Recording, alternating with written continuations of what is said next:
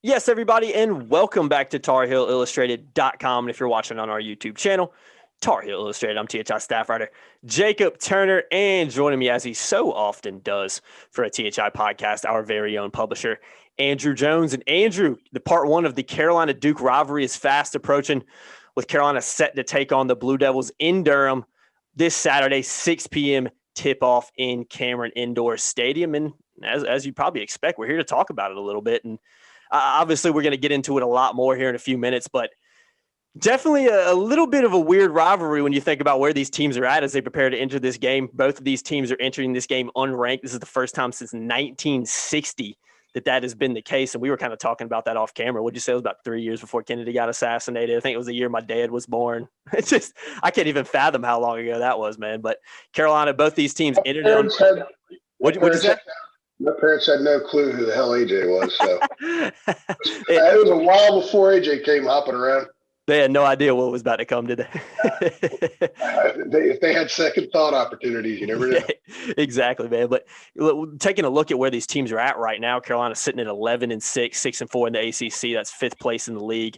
Duke right behind them, 7-6 overall, 5-4 in the ACC. So, I mean, looking at that, Duke's played, 13 games? Carolina's played 17. I know Duke's had some COVID issues throughout the year, and it was a big stretch a couple months ago where Duke just didn't play for a while. But overall, both of these teams, just, unfamiliar territory for both of these teams, especially Duke. I know Carolina last year wasn't great, struggling a little bit this year coming off that loss at Clemson. But when you look at where these teams are at, UNC's won 6 of its last 8, obviously lost to Clemson on Tuesday night, which was a pretty poor performance from the Tar Heels, arguably the worst performance of the season, barely broke 50.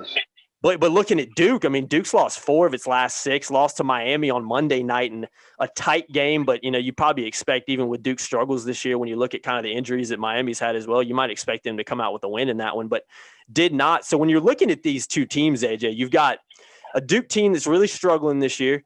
You've got a Carolina team that, if you would have talked to me probably a month and a half ago, I would have said was really, really struggling this year. They've started to kind of turn a little bit of a corner over the past couple weeks, but like I said, that loss to Clemson was kind of a come back down to earth moment. You might disagree with me on that turn in the corner part, but overall, AJ, what are your thoughts as Carolina and Duke are set to meet this Saturday? Because like I said, it's a weird kind of time for these two teams to meet, especially when you look at how they've kind of fared so far this season. Well, the strangeness is rather encompassing because of the protocols. We'll get into what the atmosphere will or will not be like Saturday, but hadn't turned the corner yet because, as we pointed out, the first 27 halves was one team, and then halftime Wake Forest they flipped the switch. Yeah. And they were really good, and they were determined, mission minded to get the ball inside, and they had a lot of success over the next 5 halves through the Pitt game. And then we saw what we saw Tuesday night at Clemson, where they kind of went back to December form. They only attempted 44 shots, low possession game with 17 turnovers. They had 18 points in the paint. They only rebounded about 27% of their misses when they're usually in the 42, 44 range. Mm-hmm. So they didn't do anything well that they had been doing well for a while. And we kind of saw them, it's sort of like how a wave, if you stand at the end of a pier looking out at the ocean, you can sort of see the swell coming, and then then you have the what do they call it when the wave breaks? When it crashes? Is that what it's called? Yeah, whatever. I don't know if that's a scientific term. We'll roll with that one. Yeah, I'm not sure on that one. But you could see it coming. Yeah. And then we didn't see Tuesday night, although one of the things we did talk about off air, and then I wrote about in the 5 keys, was that, they've got to keep that going. 5 halves doesn't mean that you can override the first 27. So they put together a poor performance at Clemson.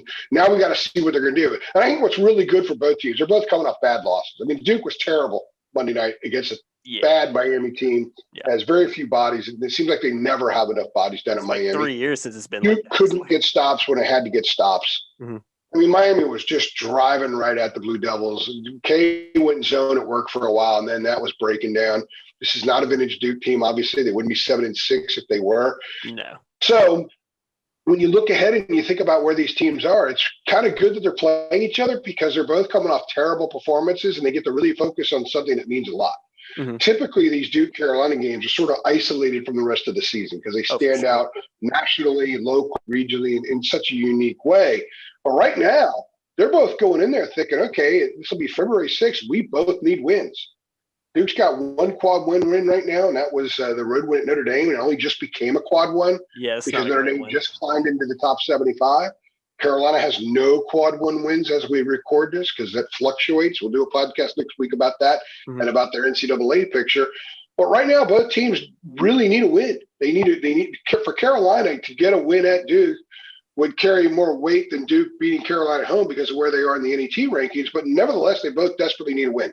Yeah. So I do think that this will be a little bit different where it's not a pomp and pageantry type of game because the atmosphere won't be there. This is going to be kind of like the Carolina guys called the Duke guys, let's go play this hard. Let's go play a little pickup game, yeah. That, by the way, is going to be on national TV. But there won't be anybody in the building except game essential personnel. And they're going to be playing for a lot. You know, I've covered a lot of their games when they've played at the end of the regular season for, you know, ACC regular season outright, that kind of thing. Maybe jockeying for a spot to play in Greensboro or Charlotte in the NCAA tournament or having to go somewhere else because, you know, locale matters and where the seeding process is. Sometimes both get to play in the state. Sometimes only one does. They played for all kinds of stuff before. They'll be playing for just viability. Yeah, exactly. I think it's really, really interesting. And it'll be interesting to see, you know, can Carolina impose its interior will, or can Duke have some success with its perimeter play against something that Carolina's kind of had some issues with? I think that's going to be an interesting chess match we might see take part in this game. Yeah, completely agree. And I kind of like what you said about both teams coming off bad losses because I think that, like you said, it kind of makes it a little more interesting to see how these teams kind of bounce back because we've talked about it in the three things. You've written about it. It was just a bad performance from Carolina on Tuesday night against Clemson. And like I said, it was the worst performance I've seen this team play all season. And just some weird things went on in that game. But you talked about it a second ago, and you've mentioned how the atmosphere is going to be so much different. I don't know if people know this. You've kind of mentioned it a little bit, but only essential personnel are going to be in there. So no media, There's been no media all year. No media at all. There's been no media. Like Stephen Weissman has been covering him for a long time for the NNL. Yeah. He's a phenomenal sports writer. He is not in Cameron Indoor this year. No way. Covering it, which my heart goes out to those guys because they got to be there to cover it. You want to be there to cover stuff. It's challenging for them, but none of us will be there. So like Brett Friedlander's streak of Carolina Duke games is going to end at like 58 or 60. You got to have a streak too, though, right, man? I have a streak. I'm not exactly sure what it is. I missed one game in 2010. So my streak, you're in the double digits for sure. Well, yeah. I mean, since 2010, it would be double digits. So, but I've done 56, I think. So this one won't count. So everyone will have to start a new streak. But it'll be interesting to see what the level of intensity is, to see if this game stands out from some of the other games that have been played with no crowd. You know, for Duke, they're not going to have that extra edge that the student body playing in that building can give them. And I know that Roy says, you know, I've never lost to a building before, and I agree with that. But I covered Duke for years as well. When I covered the whole region and the ACC and stuff like that, I've probably done close to 200 games in that building, and almost on a regular basis, I've seen that building swallow teams whole. Now, it doesn't swallow Carolina whole because they can handle it. Yeah. And there's some, you know, there were some good Maryland teams or, you know, FSU teams or whoever would go in there and they could handle it. But most teams can't. They swallow them whole. But even though Carolina may not have gotten swallowed whole in that place, Duke still gets – I hope Duke got juice last year when Robinson went in and played well. It fueled him. And that was a key part of that game when Carolina had the lead and they couldn't score and Robinson was playing real well. The energy in the building kind of lifted Duke in that game. And I've seen that happen so many times. They're not going to have that now. They're going to have to find it internally. And what's interesting is, you know, a lot of teams like Carolina also play well on the road. Carolina loves that stealing their cookies kind of thing. Yeah, kind of feed off that energy. Yeah. And they get fueled by the road energy, and they're not going to have that either. So this will be a really neat, you know, experiment, if you will. If anyone's ever wondered what it would be like for these guys to play in like a secret scrimmage on a Saturday morning with nobody watching, you're going to see it. We're going to kind of have the chance to see that, except it'll be on national TV. So I'm also curious to know if ESPN, how they're going to handle it. They're going to have like a 7-second delay. Yeah, they're going to have something. Because I've heard the language during these games before, even in the loud buildings. So I imagine it'll carry over into the microphones. It's going to be really fascinating.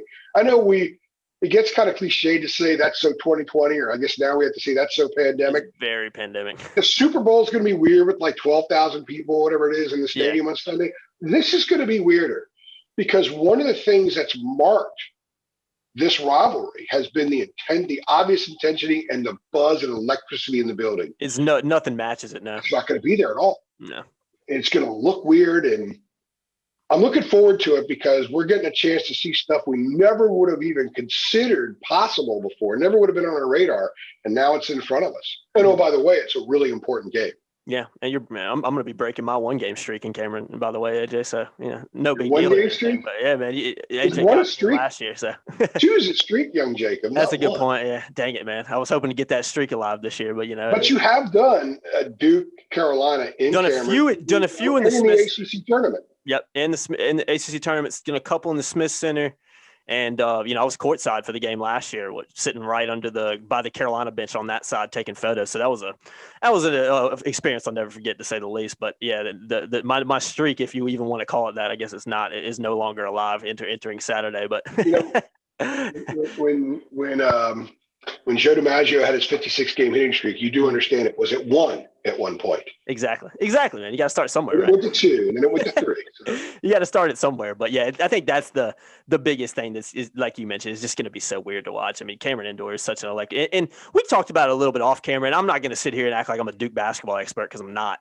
But I have to imagine that when you look at just Duke's struggles this year, I know it's a young team as well, and a lot of the younger teams have struggled, especially the Blue Bloods, just having a lot of the freshmen and kind of that transition with COVID of getting from the high school level to the college level. But I mean, it has to have affected Duke in a lot of ways when you just consider, like you mentioned, that atmosphere just wins Duke games sometimes, and you just don't have that this year.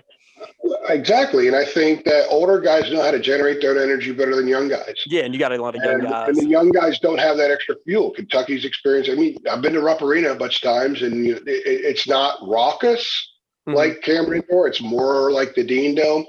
But when you're playing in front of that, there is an expectation. There's a standard. And when those people fill up the building, they expect to see the standard, just like in Chapel Hill. So young guys can kind of lift themselves up a little bit more. Same thing with the young kids at Duke, and they have a lot of youth. They got 2 freshman guards they rely on a lot, although I do think that they're better when Jordan Goldwire's on the floor just because he knows what Kay wants to do, and they kind of facilitates a little bit better. But it's what's really neat about this game is that you've got 2 teams that are the numbers are similar. They both have a lot of the similar struggles, like scoring. Duke's only hit the 80-point mark twice, and once was an 83-82 home win over BC. I mean, that's a great win. Yeah, it's not a great win, but it's a win. So right now, hey, exactly. 7-6 in February. You love having that win over BC because it was almost imagine if they would have lost that game, how awful things would look right now for the Devils. Exactly. But Duke, I don't know how Carolina defends Matthew Hurt. Yeah, I wanted to talk. I don't know who they could put on him. He could score anywhere on the floor. He could create shots from a standstill. He's got a pro game, and when he gets the ball, there's something about the way he could see something before it happens, and he could get a shot off any kind of way. He's long. He's got a high release point. Don't bother trying to block his shot. I think the best way to defend him, like Roy has told us about some other guys, don't let him get the ball. Because if he gets the ball, he's going to score. He's going to be productive. As far as what Duke will do against Carolina, I don't know how they're going to deal with the inside. We might see more of Mark Williams. Kay's been playing him a little bit more of late, and I actually gone up. Yeah, good thing. They need that length. They need the vitality he brings to the floor. And if he's not in the game and you've got Hurt and Johnson down low, I just think Carolina's going to post up, seal, turn, and score at will against those guys. So how do they deal with that? So I don't think Carolina. I'm not going to say I don't think they can, but Carolina's going to struggle dealing with Matthew Hurt. Duke's going to struggle dealing with Carolina's interior. Everything else is kind of a hodgepodge. Will somebody? What are the other guys at Duke flare up more? I know Jalen Johnson could present a few problems, but I think Hurt's a much bigger issue for Carolina. So it's really going to come down to if they're really good in those 2 areas, which team has more other guys step up than the other. That'll be the team that wins this game. Yeah, completely agree. And for those who don't know, Matthew Hurt leads The Blue Devils, 18.8 points per game, 7.5 rebounds, leads those in both categories. I'd meant to look beforehand. I don't know if he still leads the ACC. I imagine if he doesn't, he's very close. But I know at one point he was leading the ACC as well. He's shooting 42% from three, shooting over 53% from the floor. He's been fantastic. And he's doing that as a marked man. Mm-hmm. I mean, he's the marked man. Oh, yeah, he's their guy.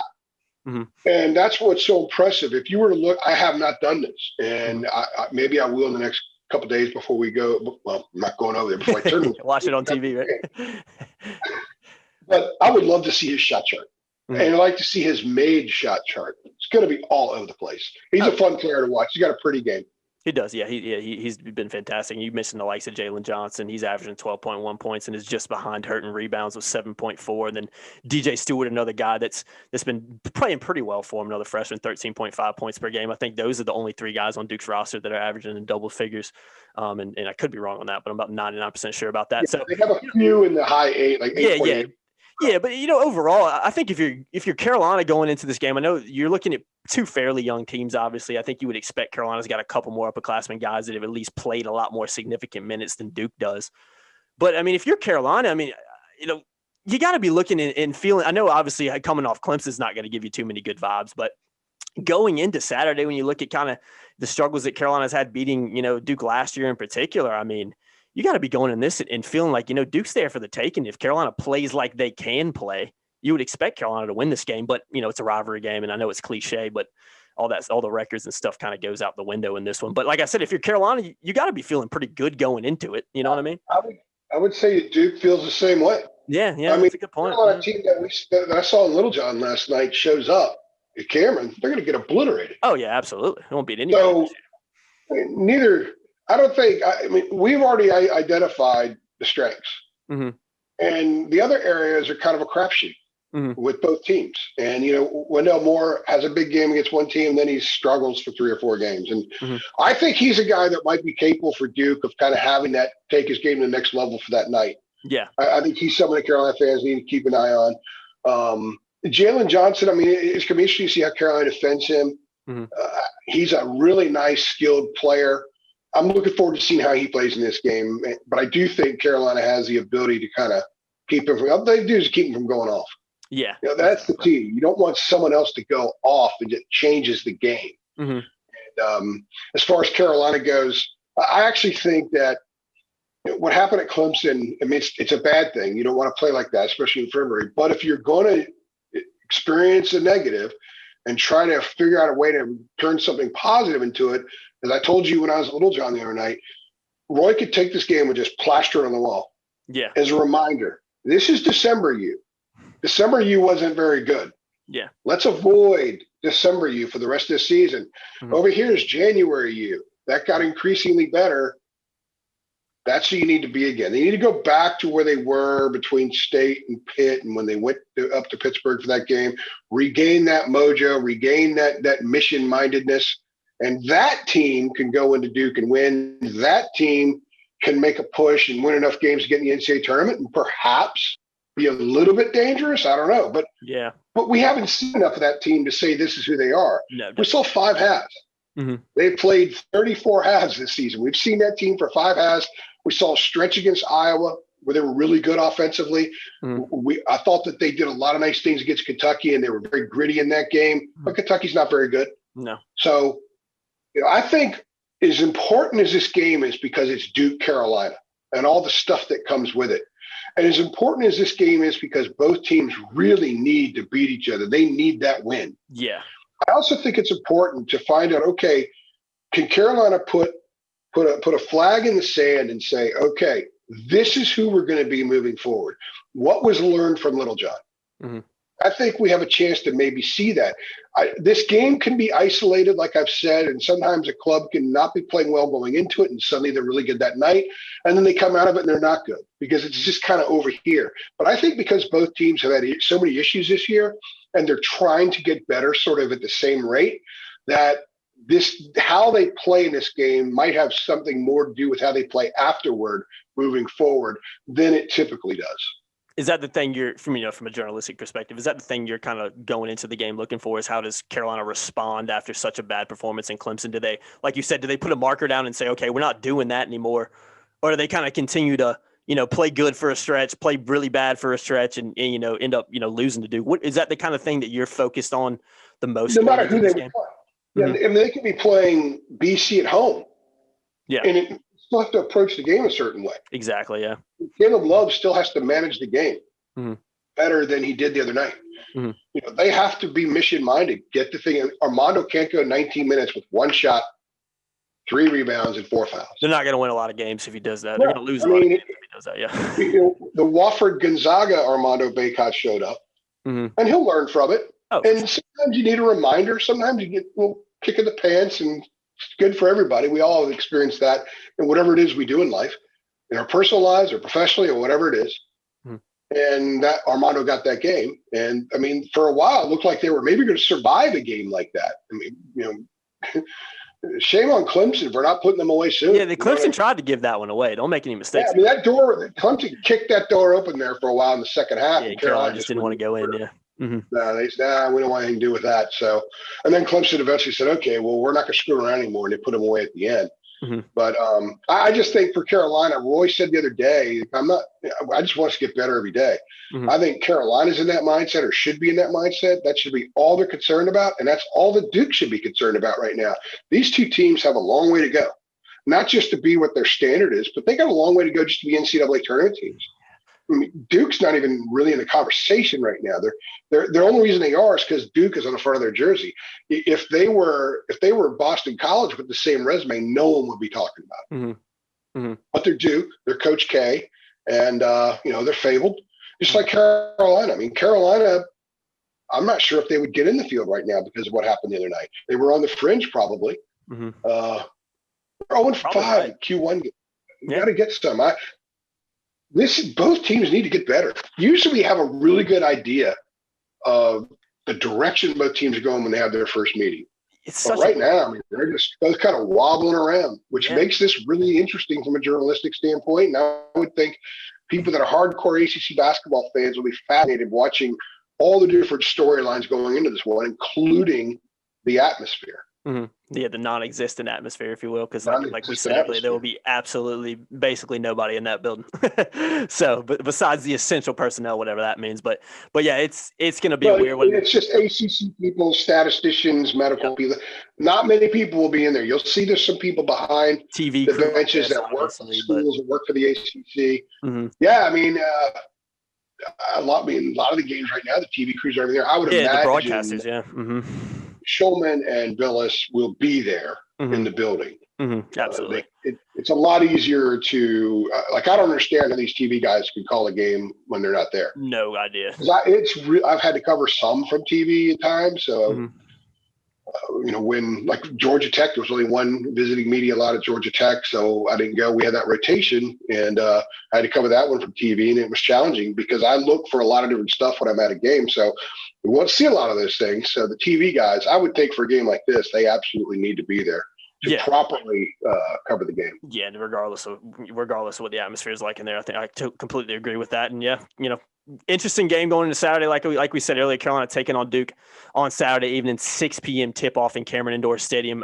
18-12 combined record for these teams going into this one, AJ. So, like you said, between not being there, having to watch from home, just the weirdness that's going to be of the game as a whole. When you look at how Duke and Carolina have been struggling, no fans, no crowd, it's gonna be an interesting Saturday night to say the least. But although we won't be there, make sure you guys stay locked to TarHeelIllustrated.com because we'll have all the coverage for the game, during the game, after the game over there on our site. So make sure you guys stay locked to TarHeelIllustrated.com. I think we can close this one out, AJ. Nothing left to do now to see what happens on Saturday, right?